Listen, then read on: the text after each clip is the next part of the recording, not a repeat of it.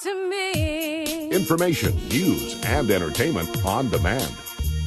WSRadio.com. Welcome, neighbors, to Vecinos with your host, Maria Garcia. Welcome to Vecinos. My guest today is Luis Valdivia, multicultural marketing specialist for the Del Mar Fair. Before we get into your current role and your the hats you're wearing now, I'd like to talk to the little boy, where he came from, where he grew up, and what he did as a child. Oh, my goodness gracious, you're going to make me cry. Well, thank you, Maria, for inviting me. I was actually born and raised in Tijuana, Mexico, and only child, a Scorpio. I don't know how relevant that is. I did my entire schooling in Mexico. But, being raised in Tijuana, for me, I consider myself a San Diego native because back in the time, we would cross the border with no problem. San Diego was our backyard. So I'm pretty much a, binational, bicultural, bilingual kid from Tijuana who, saw the border get a little bit more complicated, but the border was really not an issue because, to us, San Diego and Tijuana is one big region. So that's basically me, just a kid from Tijuana. Where did you learn English? On television. And people still to this day do not believe it. Back then, you have to remember, I grew up, I was in grade school in the 70s. So in Tijuana, we only had one local Spanish language television station, which was Channel 12. And it went on the air at 4 o'clock in the afternoon, and all they would broadcast would be telenovelas. And my mother didn't watch telenovelas. So the only television we had was our local ABC, CBS, NBC, and PBS affiliates. And I was lucky enough to get hooked on PBS. And I was pretty much a bookworm and didn't go out to play much. And my entertainment was television. So I was all about Sesame Street, The Electric Company, Mr. Rogers' Neighborhood, Villa Alegre, which used to be a bilingual show back then. And so, after doing homework, I would sit in front of the television and all these letters and words would, sing and dance in front of me, and I didn't realize it at the time I was actually learning English. And I just have, I don't know, I was drawn to it. Since we crossed the border for shopping and such, I had a way of practicing. I had a couple of schoolmates in my class that also, were learning English. So I had, people to practice with. And it just came naturally. And I would like to say that about 50% of my generation is pretty much like me in Tijuana. Back when I was younger, it was a very easy, it still is, it's very easy to go into Tijuana, into a business, and it's natural for people to speak English down there. But that's basically how I learned it. I still have to work on my pronunciation. I don't like the way I sound on radio in English. We're all critical of ourselves, all of us. But at least people, I think, understand what I'm trying to say. I think you make yourself very clear. Thank you. Prior to going to college, what were some of your involvements as far as social groups or political groups? Ooh, I was pretty much an introvert. I was always the top of my class, and I would get the gold stars, and so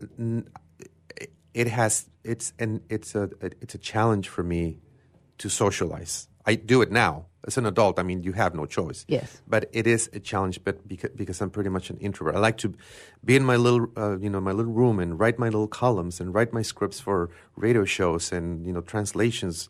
As a marketing person, you need to go out there, but a lot of work is done in an office environment, and I'm very comfortable there. So I'm not a sports person. I guess, pretty much an intellectual kid. So I'm a late bloomer in terms of, the political spectrum and the involvement. I was pretty much a bookworm throughout my college, basic educational and college years.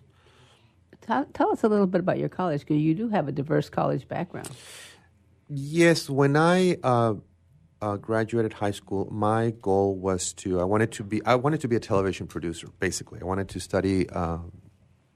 My goal was to study telecommunications and film at San Diego State University. Unfortunately, because I was born and raised in Mexico, and at that time I was not a resident yet, I would have had to pay non-resident tuition. I just couldn't afford it. So I went to Mexico City to the UNAM, Universidad Nacional Autónoma de México, because the local Tijuana universities did not have the major that I wanted, which was Ciencias de la Comunicación, Communication Sciences. So I went to UNAM in Mexico City for one semester, and I started my college studies there, and then came back to Tijuana to the Iberoamericana, where I studied graphic design and advertising. So it really shifted for me, and that's how I ended up in marketing.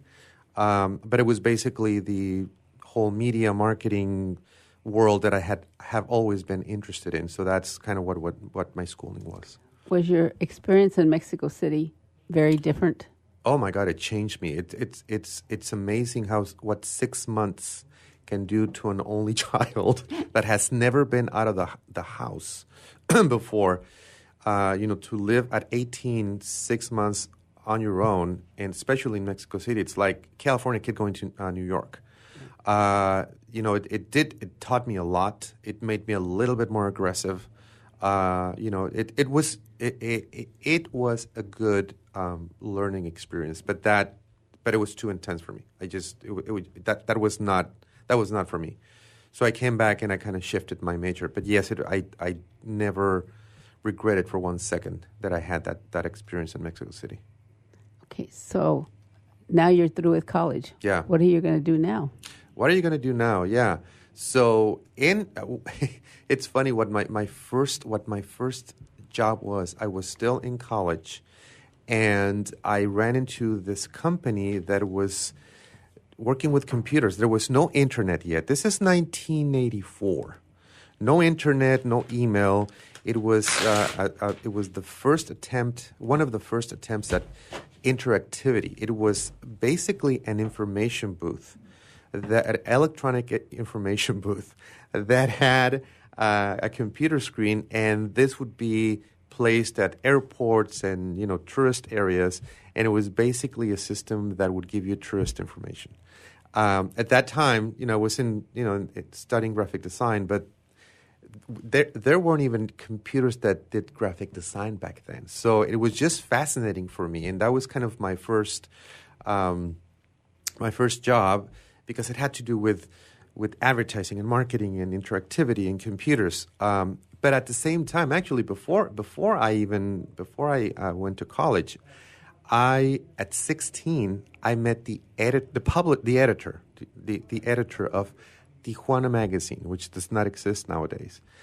At that time, I also had an interest in being a writer. So at 16, I was invited to start writing columns for this magazine called Tijuana Magazine, in English, mind you. I guess I had learned enough English at 16 to write columns.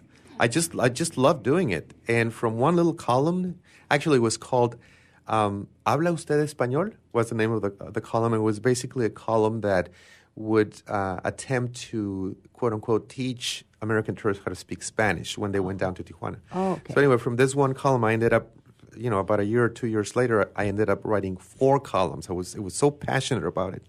And that just got me, involved in the whole publishing industry and how magazines work. From writing, I was also involved in public relations activities and selling ads, and even going to the printer to see how the whole process worked. It was a fascinating experience. I've had a little bit of everything. You need to, especially in this world now, but in marketing, you have to smell the paper. And kids nowadays, unfortunately, they're so into social media and electronics, but I had that opportunity to actually develop film, smelling the chemicals and putting a box of magazines in my car, and the car smelling like ink. I love that smell.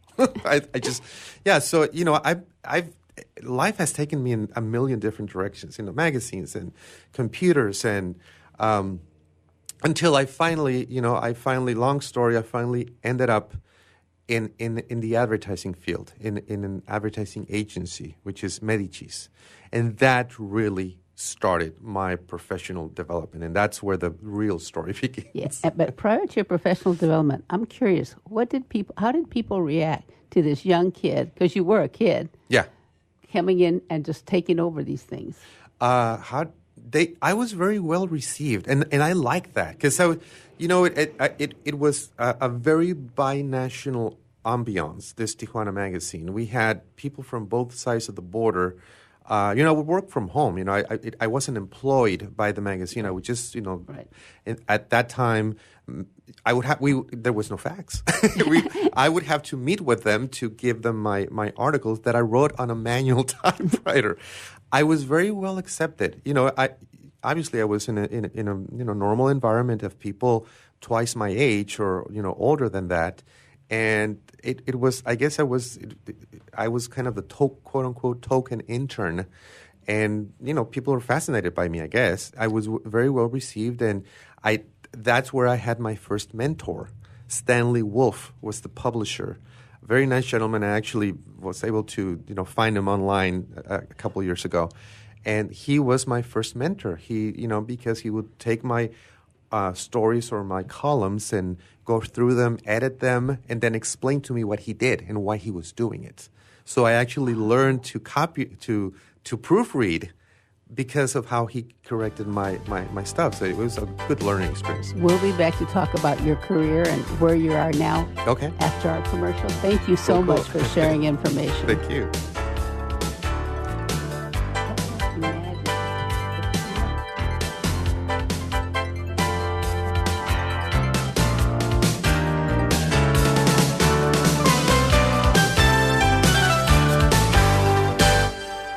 A podcast or radio show on WS Radio is a great way to create content marketing. Turn prospects into customers into raving fans. Contact Wade at WSRadio.com or call 866-WS-RADIO. The richness of your life is reflected in the shimmering elegance found at Diolune Design. One-of-a-kind jewelry and pieces from Cynthia Dillon in silver and gold help to express your unique personality. The flowing designs of her creations will empower the way you move throughout your day. Join us online at DIOLUNdesigns.com. Hi, this is Rob Barnett, CEO and founder of VinVillage.com and the Wine and Dine Show on Vin Village Radio. Do you have a wine, event, product, or service to promote? Then contact VinVillage.com to reach thousands of wine lovers across the country. VinVillage connects like-minded wine enthusiasts with unique and exclusive wines, events, products, and services. To learn more, contact us on VinVillage.com. VinVillage is where wine lovers connect. One person has the power to change the world, impact millions of lives, and leave a legacy for lifetimes to come. That person is you. In the New York Times bestseller, What is Your What? Steve Olsher, award-winning author and founder of the Reinvention Workshop, reveals his proven process that has helped thousands of men and women discover, share, and monetize the one thing they were born to do. Grab your free copy now at www.whatisyourwhat.com/free. That's www.whatisyourwhat.com/free.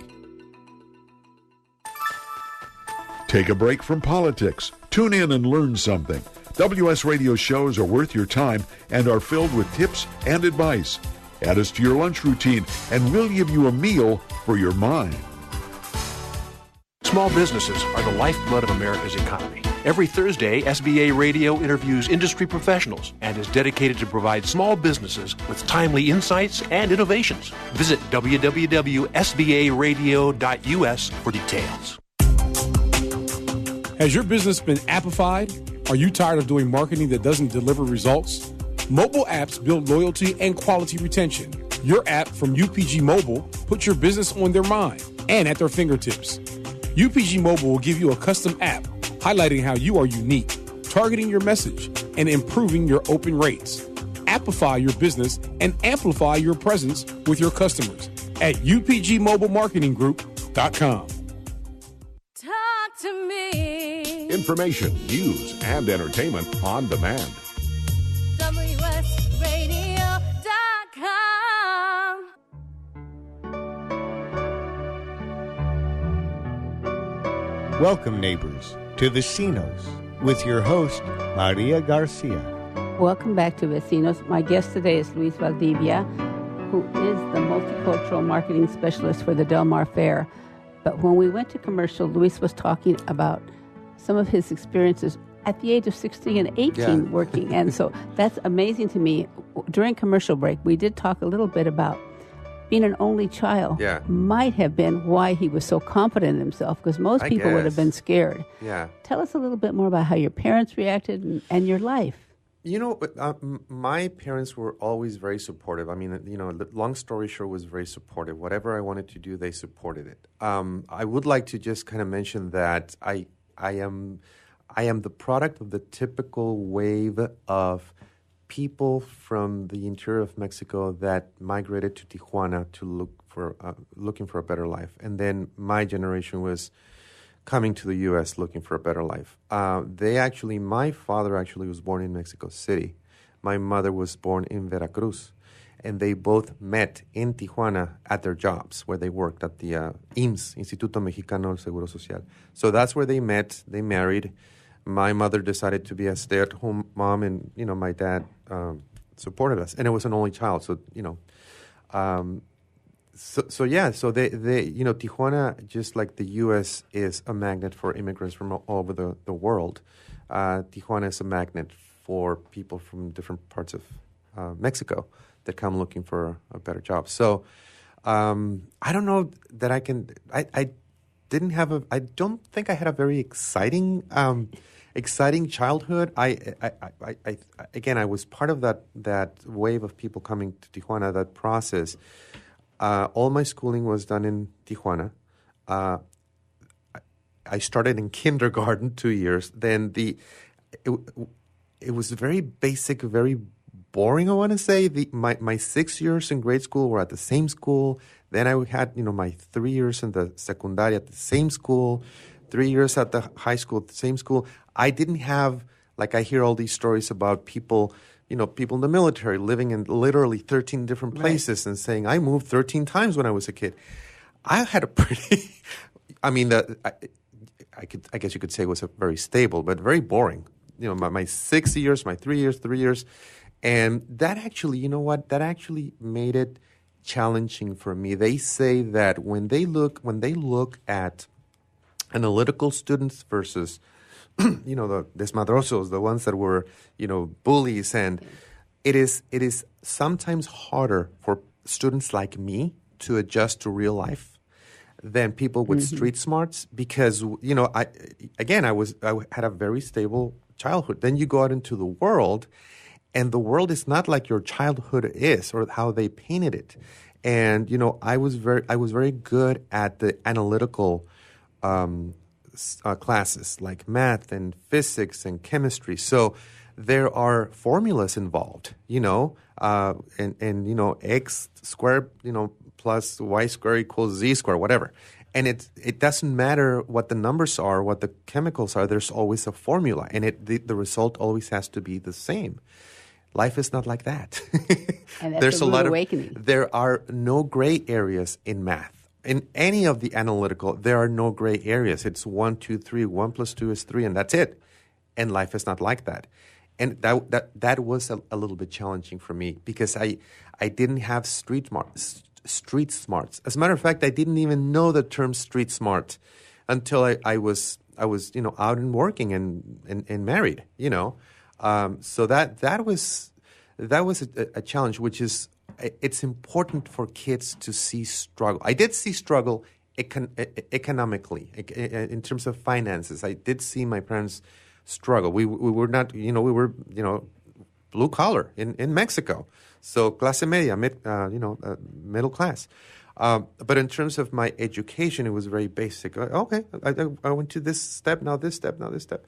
But I think it's very important for your kids to see struggle, to let them see the struggle, so they appreciate, those baby steps they take, and they everybody needs the formulas, but they also need the street smarts. They need both. They really do. Tell us a little bit I know you worked with the Hispanic Chamber. Yes. And I have two questions. First, why do we need a Hispanic Chamber? And then what is the Hispanic Chamber? Do you have 3 hours? No, but I can give you 15 The minutes. reason why, number one was that when I finally was able, it's a long story, but I was finally able to, get a work permit to work on this side of the border. I work for Medici's, Medici's Communications, and a Hispanic marketing firm. So for us, it was a natural to be part of a Hispanic chamber. We're talking, 20 years ago when the term Hispanic marketing was kind of a weird term. Why market to Hispanic? Before you even ask why Hispanic Chamber, why market to Hispanics? We were part of that movement of going out there to other agencies, to just advertisers in general, and let them know in San Diego, at that time, 30% of your population is of Hispanic descent. Most of these people speak Spanish at home. If you want to cater to them, you need to speak to them in their language. And the same with Hispanic. Originally, I wasn't a founding member, but I was involved with the Hispanic Chamber from the very beginning, back in the early 90s. And it was basically to offer a support system primarily to Hispanic entrepreneurs, especially to those coming from Mexico. The way you do business in the U.S. is very different than the way you do business in Mexico. And yes, we had each city in San Diego County, we have 18 different cities. Every single one back then had a chamber of commerce. But there were needs that Hispanic entrepreneurs had that were not being met by, the non-Hispanic chambers. So this movement started. I think that San Diego might have been one of the first ones in the country to come up with a Hispanic chamber, and now most large cities that have Hispanic population have Hispanic chambers to give them that support. Just like there are associations throughout the United States that support the different multicultural groups, Hispanics, African Americans, Haitians.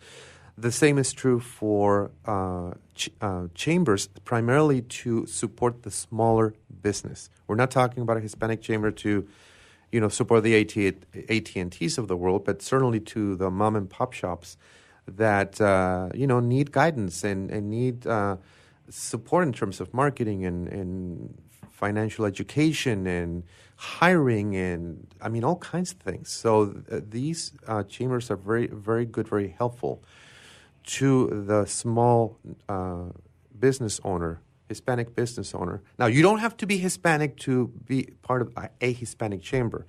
As long as you have some interest. If you have some interest in, even if you're a non-Hispanic, but you want to do business with a Hispanic business owner for whatever the reason, you're more than welcome to be part of the chamber. There's a lot of opportunities, especially networking. That's how I met people. That's how you get to meet people, by networking through the Hispanic chambers. Okay. So they're very valuable.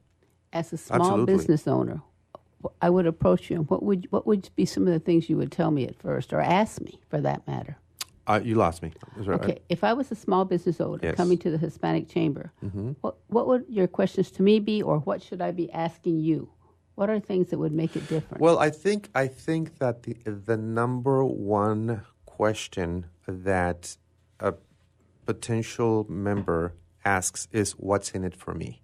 You're asking me to pay whatever it is, $100, $200 a year for membership, which to a small business, that's a lot of money, because it adds up. So the question that the chamber needs to be ready to answer is, what's in it for me? As a chamber, I would ask the small business, what are your goals? Where are you right now in your business? Do you have a business plan? Do you have a marketing plan? I think it behooves the chamber to do an X-ray of the business to see how it can help that business. Unfortunately, and I'm not generalizing, and I don't want to finger point. Sometimes the mission and the vision and the mission of chambers get lost. And because, these are small chambers with a staff of 3, and it's all about the bottom line. They have a board of directors, and they have expenses as well. Unfortunately, sometimes chambers lose track of what the mission should be, and it's all about getting more members.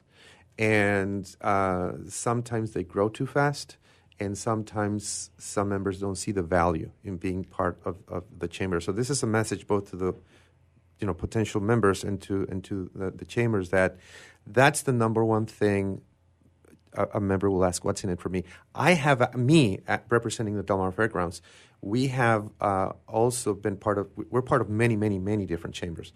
And unfortunately, I have had to ask that question because sometimes, obviously without naming any names, and I'm not talking specifically about the Hispanic Chamber, but just in general, I get that annual email from chambers saying, oh, it's time to renew your membership. And I say, you know what? I haven't heard from you in a year.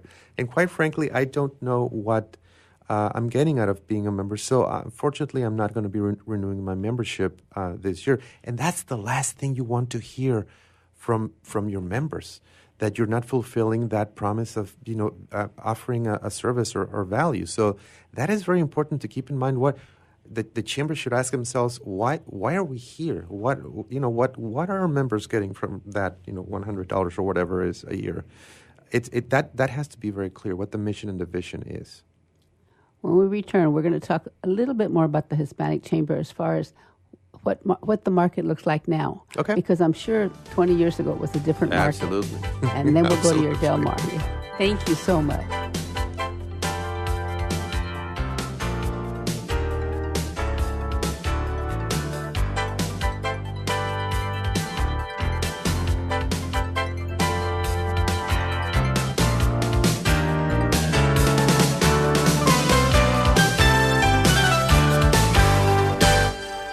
Tired of presentations with no impact, no inspiration, and no traction? Do dull speakers have you and your team disengaged and distracted by smartphones? Christopher McAuliffe brings energy, insights, and 2 decades of experience, delivered with punch, humor, and heart. Your team will leave energized, uplifted, and with a sense of purpose. Visit ChristopherMcAuliffe.com to bring some heat to your next speaking engagement. McAuliffe. ChristopherMcAuliffe.com. Take a break from politics. Tune in and learn something. WS Radio shows are worth your time and are filled with tips and advice. Add us to your lunch routine, and we'll give you a meal for your mind.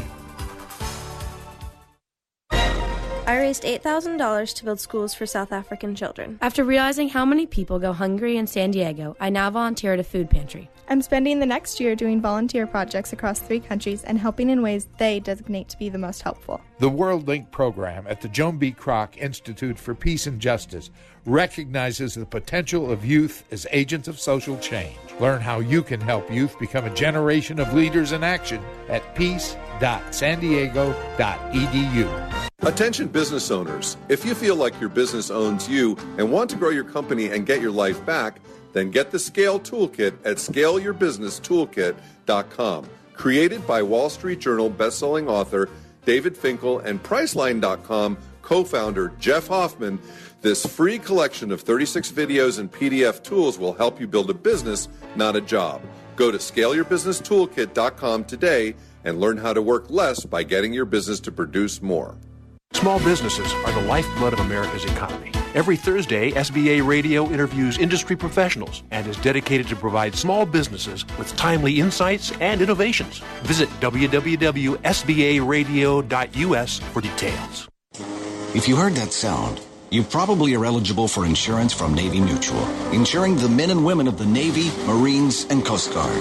Here's what one policyholder, retired Navy Commander Thomas Dade, had to say. Navy Mutual is the best insurance decision I ever made. I wish you had a savings plan available that earned the rates my Navy Mutual insurance has been earning. Navy Mutual Aid Association, started by military members in 1879, serves active, reserve, and retired military today. Navy Mutual honors our military by providing them affordable life insurance with the features they need without fine print, sales fees, or military service restrictions. Value, integrity, trust, and stability are the cornerstones on which our commitment to you and your loved ones are built. Call Navy Mutual at 1-800-628-6011 or NavyMutual.org for your personal life insurance plan consultation. 1-800-628-6011 or NavyMutual.org. Navy Mutual, insuring those who serve. Talk to me. Information, news, and entertainment on demand. WSRadio.com.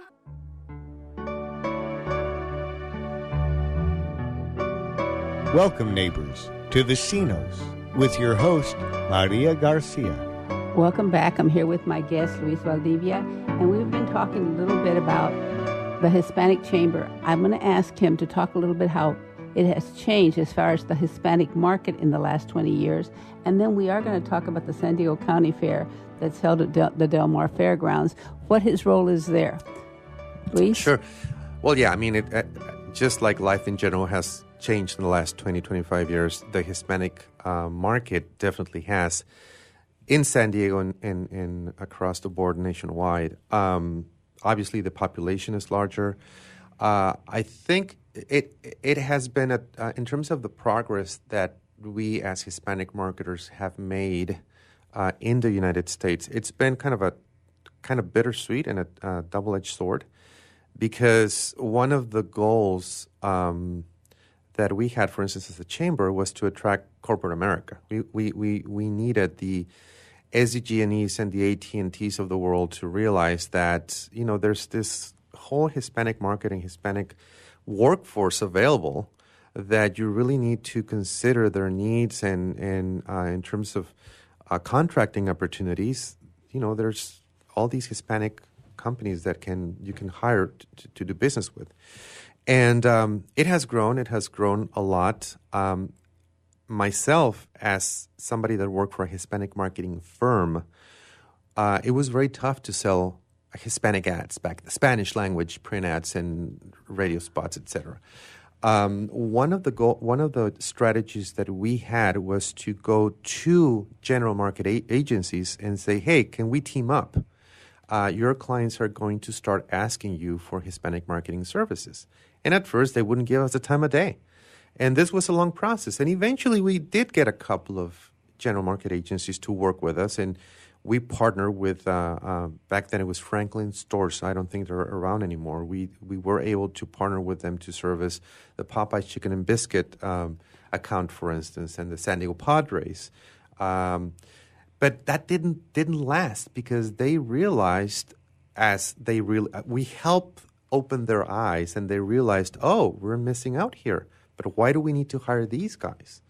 So they started hiring their own people, their own Hispanic marketers, to the point where they didn't need to partner with us anymore, and even the big Hispanic agency, the Hispanic media, realized that they needed, because back then Univision Channel 19 was a little operation, and all of their sales reps were Hispanic, and of course they spoke English because they needed to communicate with English-speaking clients. But then they realized that they needed to bring in people that advertisers were familiar with.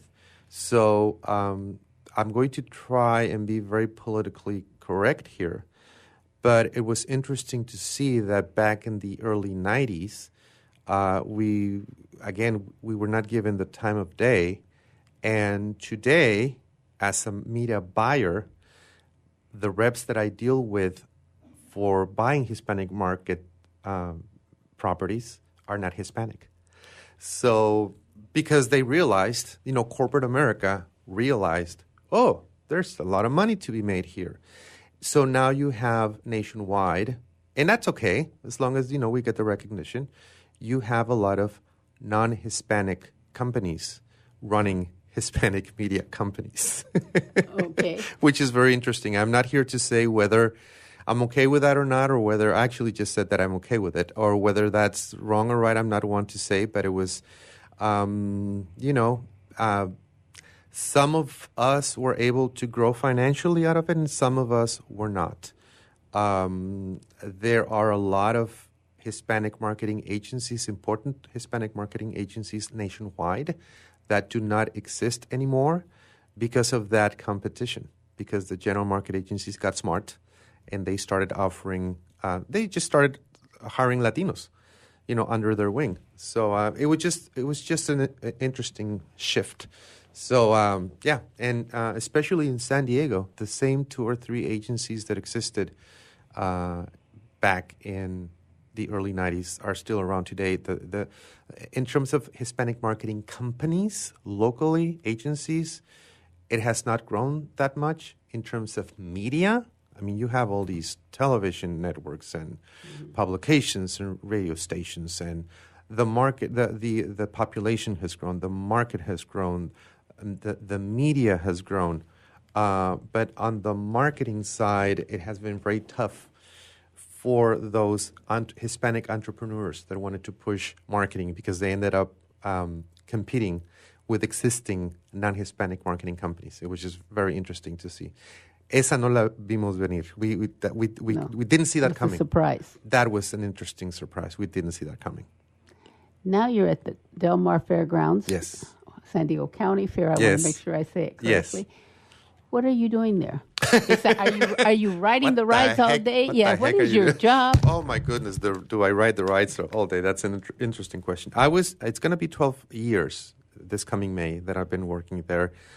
It's been a wonderful, a great experience. I originally was hired as the Hispanic Information Officer, and I did that job for about 6 years. And then our former late marketing manager, whom I love dearly, she retired, and I was given the opportunity to be marketing manager. So I did that for 4 years, and I realized, it was a great honor, because I was the first Hispanic to be manager of the Del Mar Fairgrounds, and hopefully it wasn't because I was Hispanic, but because I was, thought to be able to do the job. But then I realized, as manager, obviously, I really got distracted from what marketing is, which is really my expertise. And again, I appreciate the opportunity, and I try to do my best. But, obviously, you're involved in human resources activities and contracting and accounting, and I really felt that I was distracted. And so I, talked to my supervisor and said, can we make a change again? I would like to step down as marketing manager. Long story short, we had conversations, and they actually created a position for me, which is the position that I've had now for a little over a year, which is multicultural marketing specialist, where I am able to continue working in the Hispanic field. But I was able to broaden my horizons. I am now involved in Asian marketing, African American, and even LGBTQ. And this year, the goal is to outreach the indigenous people population. There's a lot of work out there. And it's not just about cultures, as we were talking off air. It's about diverse audiences and inclusiveness. About 5 years ago, I co-created an event called Out at the Fair, which is the first official LGBTQ event in the fair industry. And the fair has received many awards for that event. And one interesting component was that as this event grew, I mean, it's the only gay event in the nation at a fair, official event, the community started asking us, requesting services from us. And one very interesting thing that we were missing was the needs of our transgender community, because of our need to increase what is now called as all-gender bathrooms. So one of the things that we started doing, we started working with the San Diego LGBT Center, and then it transferred over to San Diego Trans Family Services.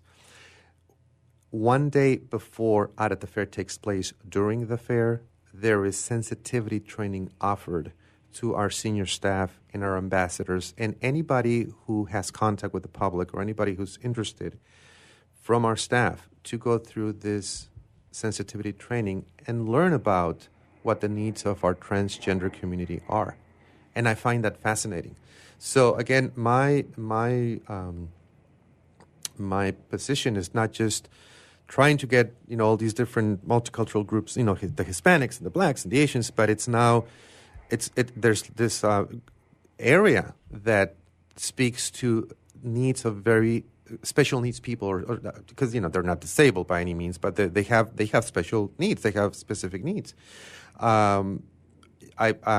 We just came back from a convention at the Western Fairs Association in Anaheim, and the New Mexico State Fair shared their story of what they did last year, which was to offer a safe space for kids with autism. And you never think about these things. Kids with autism have a very challenging time going to a place like the fair, where there's all these, sounds and sights and distractions, and it's so this is a place for them to decompress. So they work with their local autism society to create the safe space with activities on the wall and on the floor, and they won an award for it.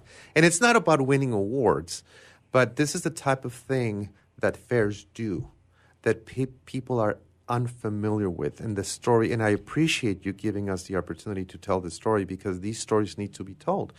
Because people, the general perception is, it's all about the rice and the corn dogs, and it's a heck of a lot more than that. I didn't realize what it entailed. It's a whole industry until I actually joined the industry some 12 years ago. And it's fascinating. One of the most often questions. Well, during the fair, the most often question we get is, "Where's the bathroom? Where's the closest bathroom?" But outside of the fair, a very common question is, "What do you do the rest of the year?" They think we just get there the day before, do the fair and take 11 months off. Nope, it doesn't work like that. It's a year-round effort. We'll be back, because I do want to talk more about the uniqueness of working at fair. Yes. It is a unique opportunity. Absolutely.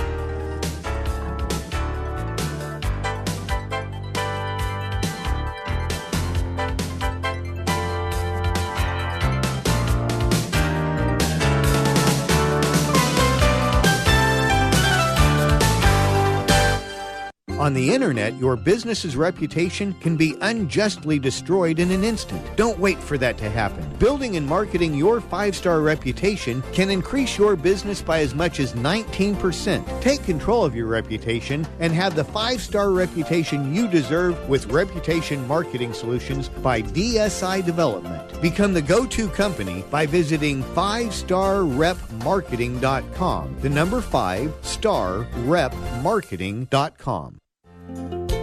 Hi, this is Rob Barnett, CEO and founder of VinVillage.com and the Wine and Dine Show on Vin Village Radio. Do you have a wine, event, product, or service to promote? Then contact VinVillage.com to reach thousands of wine lovers across the country. Vin Village connects like-minded wine enthusiasts with unique and exclusive wines, events, products, and services. To learn more, contact us on VinVillage.com. Vin Village is where wine lovers connect.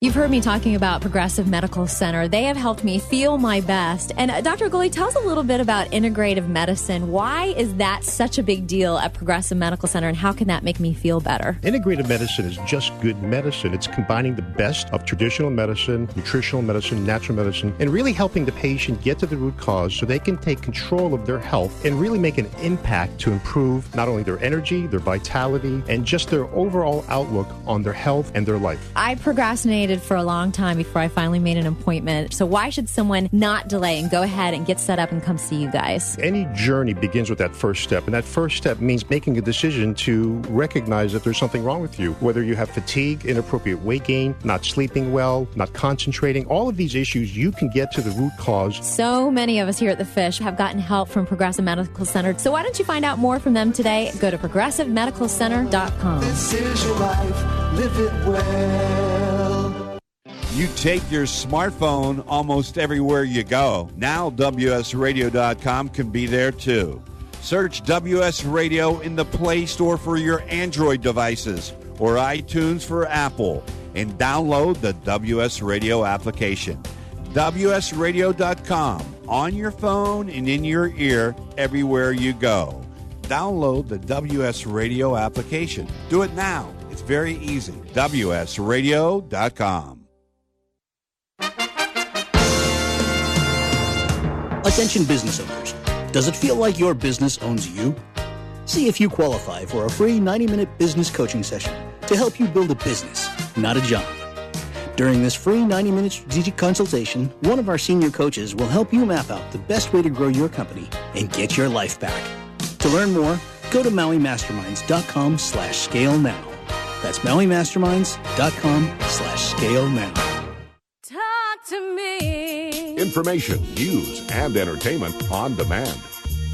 WSRadio.com.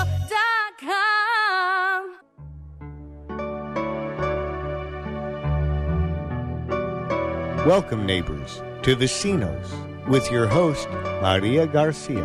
Welcome back to Vecinos, WS Radio's broadcast and one of the most popular networks on the internet. My guest today is Luis Valdivia, and I'm going to ask Luis to tell us not only about how they're bringing in the various communities to the fair, but what is the uniqueness of this job? The uniqueness of my job. Well, in my case specifically, I believe the San Diego County Fair is very unique. I mean, it's a trailblazer. What's the word? Trailblazer. I'm sorry. That's okay. A pathfinder, a pioneer. A lot of ideas in programming has started at the San Diego County Fair. I believe I was the first Hispanic information officer in the fair industry, and it was their doing. It's a position they created. I believe currently I am the only multicultural marketing specialist in the fair industry, and I don't say this to pat myself on the back. I do it to recognize the vision that the Del Mar Fairgrounds and the San Diego County Fair and senior staff and upper management has. And that's what has really made it the successful fair that it is. It's a very unique fair. Now, the fair industry, well, every industry is unique, but it's hard to realize what goes, what's behind putting together a fair. The fair ends, and we start planning the fair. We start thinking about next year just a couple of weeks later. It's a year-round effort, a lot of work, a lot of moving parts, and it all starts with what is our theme going to be next year, because everybody wants to know. Then the second question is, well, who's playing on the grandstand stage? Who's playing this year? And that's also a very interesting challenge for my little team in the Hispanic marketing group that has the challenge of taking that theme and making it work in Spanish, because as we have talked about ad nauseum, it is not a question of just translating a theme. The 2018 fair, the theme is How Sweet It Is. It's all about sweets and candy and, the agricultural component, how candy is made, and, it's going to be a really, really fun theme.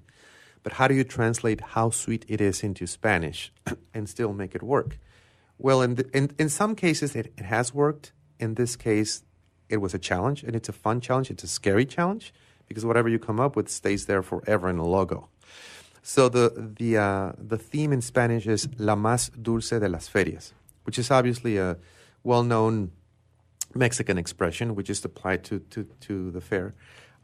It's also a challenge because normally Spanish is longer than English. Normally, it's about 25%. You need 25% more words to explain yourself. But we drive our graphic designers crazy because they need to cram more words into a logo. But we make it work. So, yeah, that's where it all starts. What is the theme next year? And how do you plan, for example, the shows for the grandstand? How is all this done? How do you decide what communities? I know you have a Sunday event, usually at the fair, that brings in families. Talk a little bit about that. The fair is 26 days long, and every single night we have a top-rated artist on the grandstand stage, and we do everything within our power to cater to every single, to as many markets as possible. Certainly the Hispanic component is very important to us. Out of the 26 days, we have 5 weekends, and every Sunday we normally have a Spanish language concert, primarily in the banda grupero norteño format. And every single Sunday, it is a sellout. If we have an opportunity to book an additional artist during the week, we do. If I remember correctly, because it's now a blur. By July 4th, the fair is a blur. If I remember correctly, we did have 6 shows this past fair.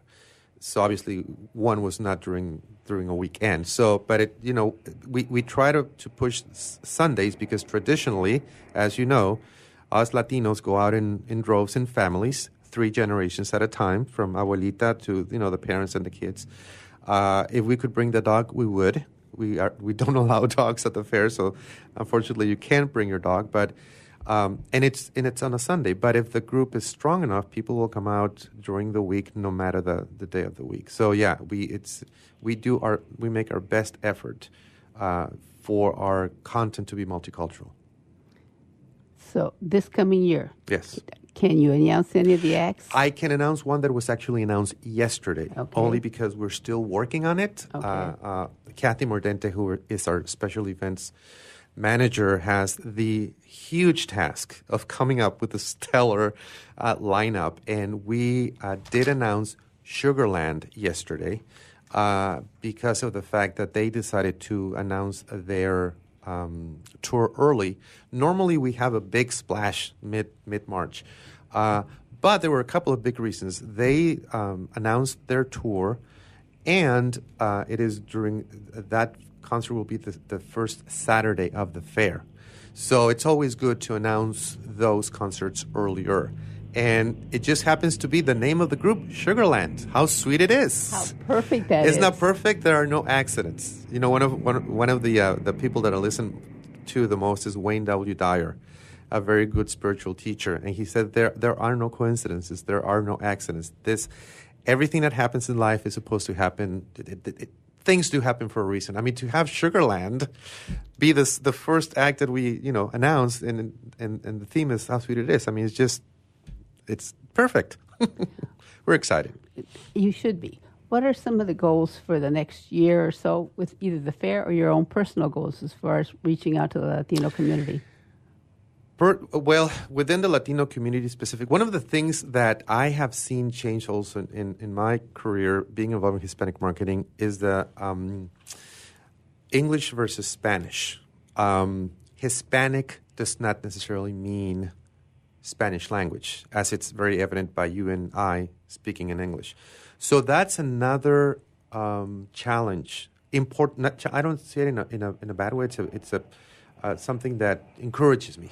A professional challenge is, we're doing all this marketing in Spanish, but we also do some in English, and that's something that I want to grow.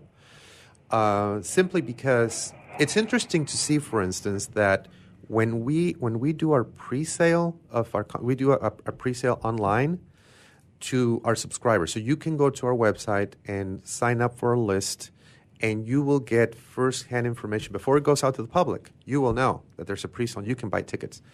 So we don't do any advertising. And this is mostly an English language list. And when we announce that in 2 days these concerts are going on sale, we actually have some sales for the Hispanic concerts. So there are obviously people out there who primarily communicate in English, Hispanics, that go to Spanish language concerts. So one of the things that I want to do more is do more English language outreach to Hispanics for the fair. That's one of my personal goals. And I think people forget that those of us that are third generation, fourth generation, and so on, our stronger language is English. Exactly, yeah. So, and we actually, ironically, we do a good job because these concerts are sellouts, right? But there are other activities and events. We actually, technically, if we have a message that's targeting Hispanics and we don't do it in English, technically we're missing some Hispanics. Oh, yeah. And we don't want that. No, we don't. We want to reach every single one out there. Well, I really want to thank you for all the information you've shared. One last thought. Yes. That you would like to bring across. Oh wow, that's a loaded question. Well, I think you were also asking me, goals in terms of the Del Mar Fairgrounds. Our goal, we have a lot of goals. reach more people, reach as many people as we can, and have them come and enjoy the fair. Thank you, Luis, for being here and for sharing all your thoughts. Very much appreciated. Thank you for the invitation.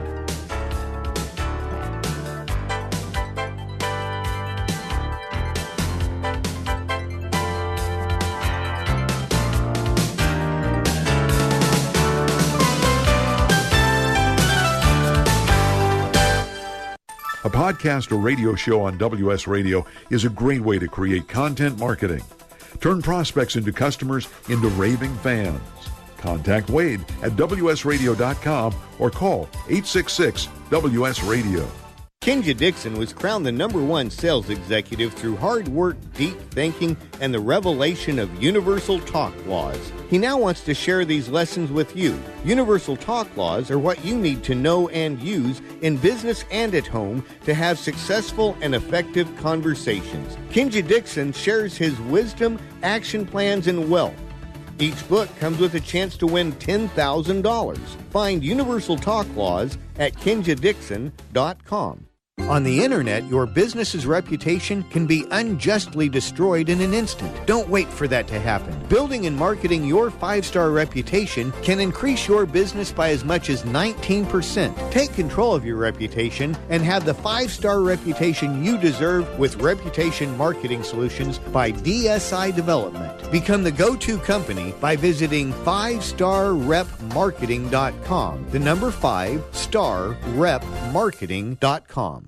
Hi, Scale listener. This is David Finkel, co-host with Jeff Hoffman of Scale Your Business. I wanted to let you know that our newest book, Scale, was just released and to encourage you to get your copy. The book will give you 7 proven principles to grow your business and get your life back. If you've ever wanted to grow your business, but held yourself back from fear that it would take over your life, then we urge you to get your copy of Scale today. It'll give you a proven roadmap for rapidly growing your business while also gaining more personal freedom. Scale will help you work less by getting your business to produce more. Scale is for every entrepreneur who ever wondered if they really own their business or if their business owns them. Get your copy online or at your local bookseller. For more information, visit us online at scaleyourbusinesstoolkit.com. That's scaleyourbusinesstoolkit.com.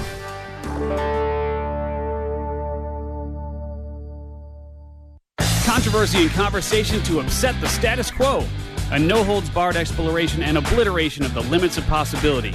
Join me, Steve Olsher, and my rambunctious crew on Reinvention Radio, where each week we scour the planet to bring you the world's foremost social, business, political, technology, and scientific disruptors who challenge the accepted and forge daring, cutting-edge paths. That's Reinvention Radio, where normal comes to die and mediocrity meets its final demise.